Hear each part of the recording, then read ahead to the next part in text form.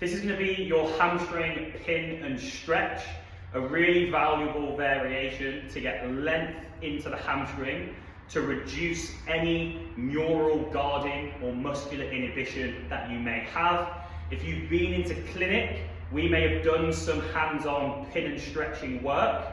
This is your opportunity to do the same yourself to emphasize and extend the benefits you've got from doing it in session. So what you're going to do is you're going to pop yourself onto the floor.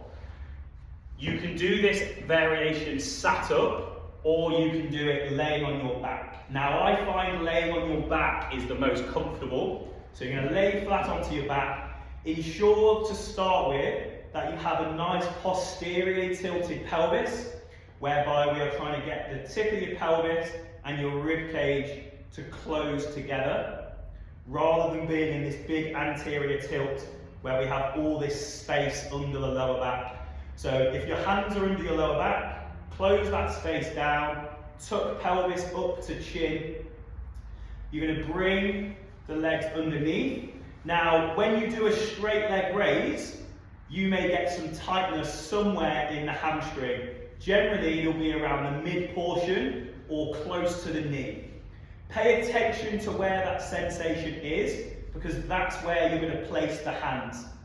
You're going to cup the hands around, dig fingers gently into the hamstring, and then pull, apply some pressure down towards the hip.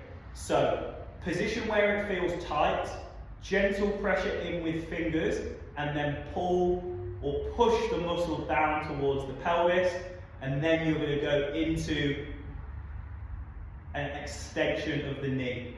Relax off, reset, pressure, push down towards the hip, extend up. Keep that pressure on.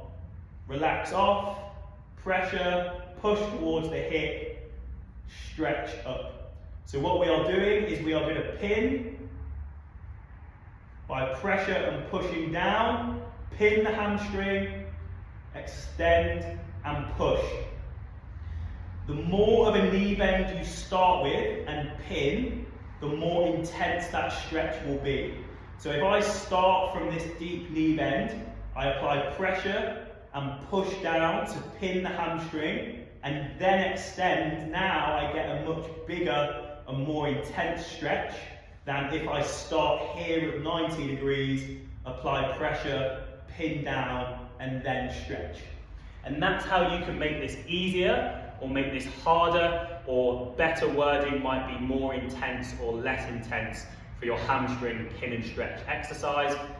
Like I said, you can also do it sat up, so you can do it here, deep knee bend, pin the hamstring with pressure in and down, and then extend away. Or you can start in a 90-degree position, apply pressure, push down to pin, extend and stretch away. And that would be your hamstring pin and stretch.